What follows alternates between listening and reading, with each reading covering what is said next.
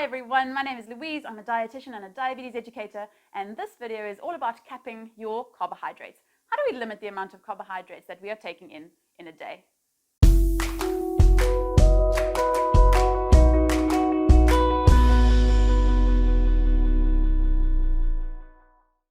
If you've been following this series on insulin resistance, you will know that in order to lose weight, we need to increase the amount of exercise we are doing and reduce the amount of carbohydrates if you are insulin resistant.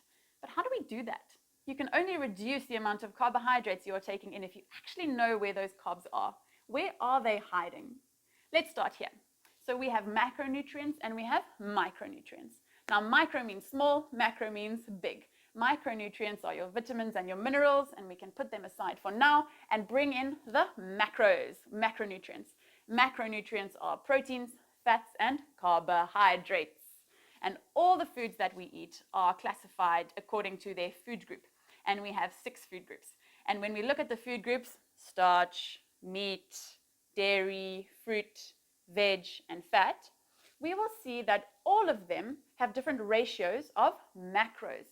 So if we look at starch, starch has predominantly carbohydrate, but also a bit of protein and a bit of fat. Dairy has all 3. Fruit has mostly carbohydrate, veggies the same, mostly carbohydrate, fat has fat, and meat has protein and a little bit of fat. So let's take a look at these food groups individually. Now, if you were listening, you would have heard that meat and fat both do not contain carbohydrate at all. So those can be off the hook for now, and we will look at starch, fruit, veg, and dairy. Now, the starch food group does contain predominantly carbohydrates, and so it does need to be limited. We cannot eat unlimited amounts of starch. What is starch? Starch is that white or brown bulky part of most meals.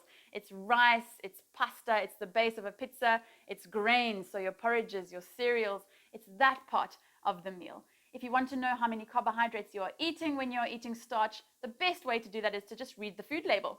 Most foods come in packaging that has the nutritional value on the back, and if you read total carbohydrates per 100 grams or total carbohydrates per portion, by doing a little bit of maths, you can actually find out how many carbs, exactly how many you are eating in the portion that you dish up onto your plate.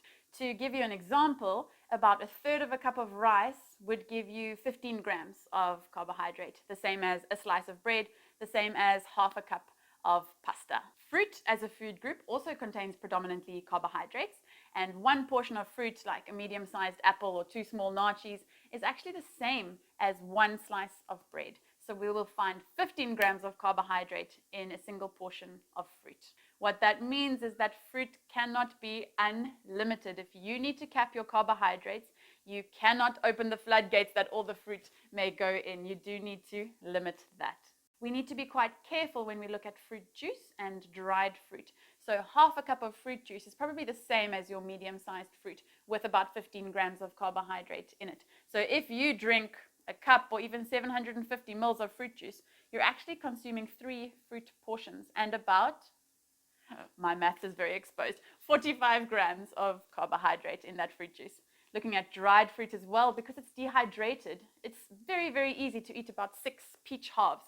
And that would be 3 peaches, which is a lot, which is 15, 30, 45 grams of carbohydrate in one fell swoop. So be very careful when you're having dried fruit or fruit juice because of the concentration of the carbohydrates. Looking at the veggie food group, now we have 2 types of vegetables. We have light veg and we have heavy veg. The light veg is more like your salady ingredients, so the things that we can crush and allow to run off in a river of water and micronutrients. So we've got your tomatoes, lettuce, cucumber, celery, cabbage, all the things that don't really contain that many carbohydrates. And again, they are off the hook. So our heavier veg are the ones that we kind of mash up and can puree to give a baby. Your peas, your butternut, your corn, your beetroot. It's the ones that contain carbohydrate. And they have about 7 grams of carbohydrate per half a cup. So 1 cup of those veggies would be the same as a slice of bread, the same as an apple. So you do need to be careful with those. If you have a nice roast chicken and roast veg, you can't really pack your plate with those things. You do need to limit the amount that you are having if they are heavy veg with carbs. And then the last food group we will look at is dairy. So this is your milk or your yogurt. Milk grows a calf into a cow. It is so nutritious, so full of energy. We actually need to be quite careful. So 1 cup of milk is about a portion which has 12 grams of carbohydrate in it, and that would be the same as half a cup of yogurt if we're looking at plain yogurt, not the sweetened yogurt, because that will have even more. We've added sugar. And a rule of thumb, or just like a baseline rule for most people, we can all probably get away with having 2 portions of dairy a day, and that's 1 cup of milk, half a cup of yogurt, and we are done. So in summary, if we are trying to limit the carbohydrates that we are eating, we need to be careful of starch, fruit, vegetables, and dairy. Those are the foods that we need to watch out for and put a limit on. Okay, so now we know where the carbs are. We've figured out a little bit on how to count them. What's the next step? How many do I need in my diet? Where is my limit?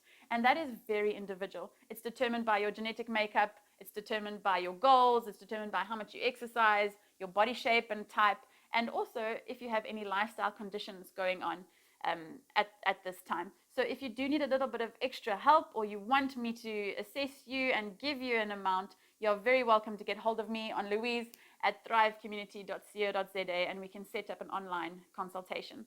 What I do want to say though is that this capping your carbs is not keto.